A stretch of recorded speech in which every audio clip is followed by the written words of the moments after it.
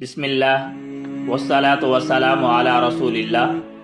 آج کی نشست میں واقعہ معراج کے اس حصے پر روشنی ڈال لیتے ہیں کہ سرور دو عالم صلی اللہ علیہ وسلم نے بیت المقدس میں آمد کے بعد عروج سما سے پہلے کیا کیا افعال سر انجام دیے اور کن کن چیزوں کا وقوع ہوا، اس کو بیان کر لیتے ہیں۔ الغرض، سرور دو عالم صلی اللہ علیہ وسلم بڑے وقار اور شان سے بیت المقدس پہنچے اور براق سے اترے۔ صحیح مسلم میں حضرت انس رضی اللہ تعالیٰ عنہ سے مروی ہے کہ سرور دو عالم صلی اللہ علیہ وسلم نے براق کو اس حلقہ سے باندھ دیا کہ جس سے انبیاء کرام علیہ السلام اپنی سواریوں کو باندھتے تھے۔ ایک اور روایت میں ہے کہ جبرائیل علیہ السلام نے ایک پتھر میں انگلی سے سوراخ کر کے اسی براق کو باندھ دیا۔ تو ان دونوں روایتوں میں تطبیق یوں کی جاتی ہے کہ براق کے باندھنے میں دونوں حضرات شریک ہوں۔ ممکن ہے کہ مرور زمانہ کی وجہ سے وہ سوراخ بند ہو گیا ہو، اس لیے جبرائیل علیہ السلام نے اس کو انگلی سے کھول دیا ہو۔ اس کے بعد سرور دو عالم صلی اللہ علیہ وسلم مسجد اقصی میں داخل ہوئے اور 2 رکعت، جس کو تحیۃ المسجد کا نام دیا جاتا ہے، ادا فرمائی۔ ابو سعید خدری رضی اللہ تعالیٰ عنہ سے مروی ہے کہ رسول اللہ صلی اللہ علیہ وسلم نے فرمایا کہ میں اور جبرائیل دونوں مسجد میں داخل ہوئے اور ہم دونوں نے 2 رکعت نماز پڑھی، اور آپ کی تشریف آوری میں حضرات انبیاء کرام پہلے ہی سے سرور دو عالم صلی اللہ علیہ وسلم کے انتظار میں موجود تھے، جن میں حضرت ابراہیم، حضرت موسیٰ اور حضرت عیسیٰ علیہ السلام بھی تھے۔ کچھ دیر نہ گزری کہ بہت سے حضرات مسجد اقصی میں جمع ہوئے، پھر ایک مؤذن نے اذان دی اور پھر اقامت کہی۔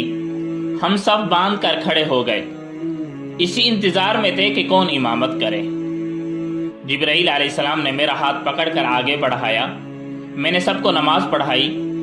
جب میں نماز سے فارغ ہو گیا تو جبرائیل علیہ السلام نے کہا، کیا آپ کو معلوم ہے کہ آپ نے کن لوگوں کو نماز پڑھائی؟ میں نے کہا، مجھ کو معلوم نہیں۔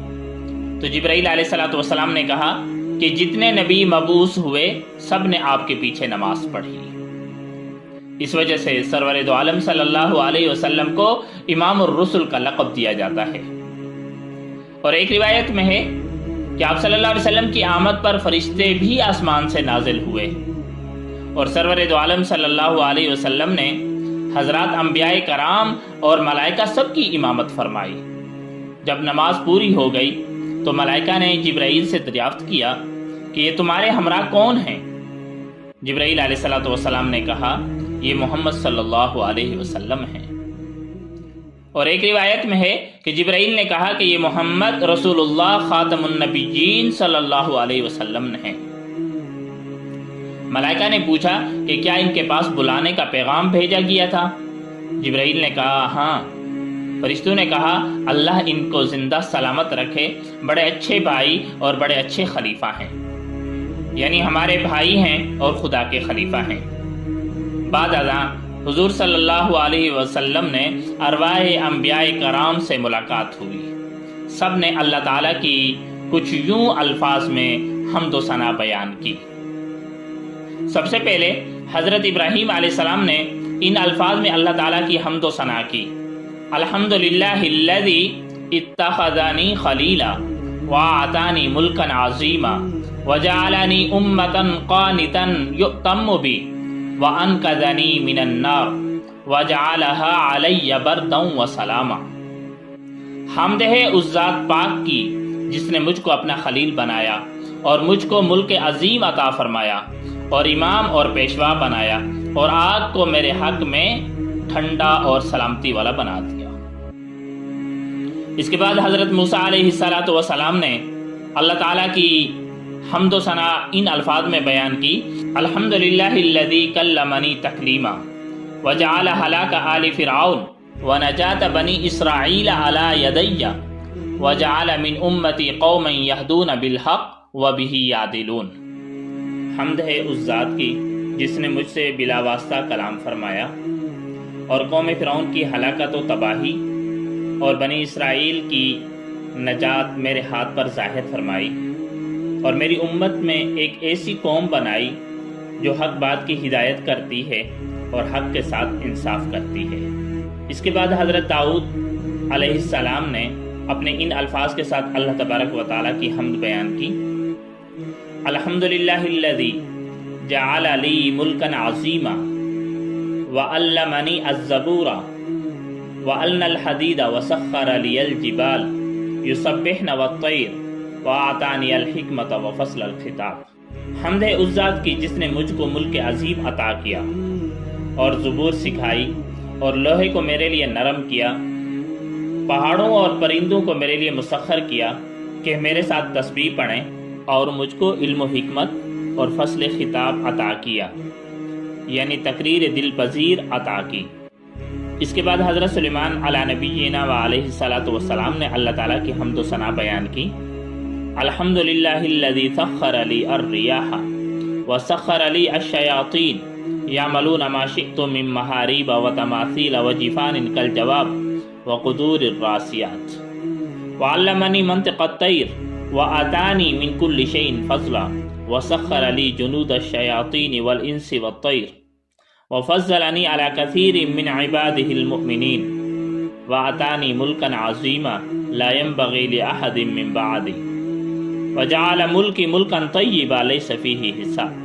حمد ہے اس ذات کی جس نے ہوا اور شیاطین اور جنات کو میرے لیے مسخر کیا کہ میرے حکم پر چلیں، اور پرندوں کی بولی مجھے سکھائی، اور جنوں اور انسانوں، چرندوں اور پرندوں کا لشکر میرے لیے مسخر کیا، اور ایسی سلطنت ادا کی کہ میرے بعد کسی کے لیے مناسب نہ ہوگی، اور نہ مجھ سے اس پر کوئی حساب و کتاب ہوگا۔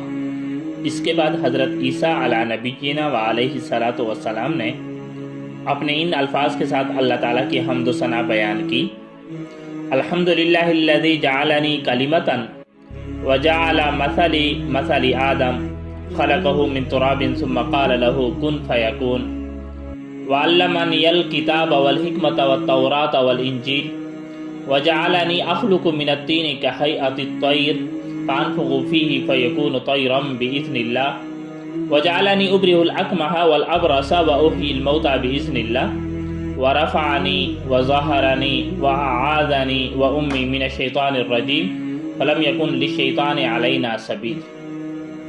حمد ہے اس ذات کی کہ جس نے مجھ کو کلمہ بنایا اور حضرت آدم علیہ السلام کی طرح مجھ کو بغیر باپ کے پیدا کیا، اور پرندوں کے بنانے اور مردوں کے زندہ کرنے اور کوڑھی اور مادرزاد اندھے کے اچھا کرنے کا معجزہ مجھ کو دیا، اور تورات اور انجیل کا علم دیا، اور مجھ کو اور میری ماں کو شیطان کے اثر سے محفوظ رکھا، اور مجھ کو آسمان پر اٹھایا اور کافروں کی صحبت سے پاک کیا۔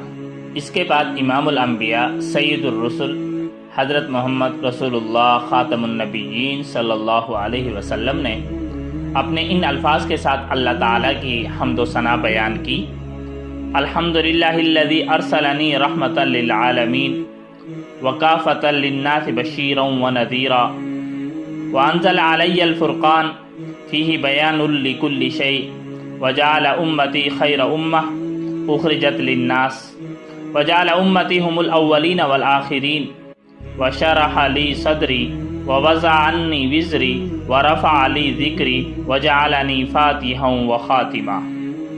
حمد ہے اس ذات کی جس نے مجھ کو رحمت للعالمین بنا کر بھیجا اور تمام عالم کے لیے بشیر اور نذیر بنایا، اور مجھ پر قرآن کریم اتارا جس میں تمام امور دینیہ کا صراحتاً یا اشارتاً بیان کیا ہے، اور میری امت کو اولین اور آخرین بنایا، یعنی ظہور میں آخری امت اور مرتبہ میں اول بنایا، اور میرے سینہ کو کھولا اور میرے ذکر کو بلند کیا، اور مجھ کو فاتح اور خاتم بنایا، یعنی وجود نطفی اور روحانی میں سب سے اول، اور بعثت اور ظہور جسمانی میں سب سے آخری نبی بنایا۔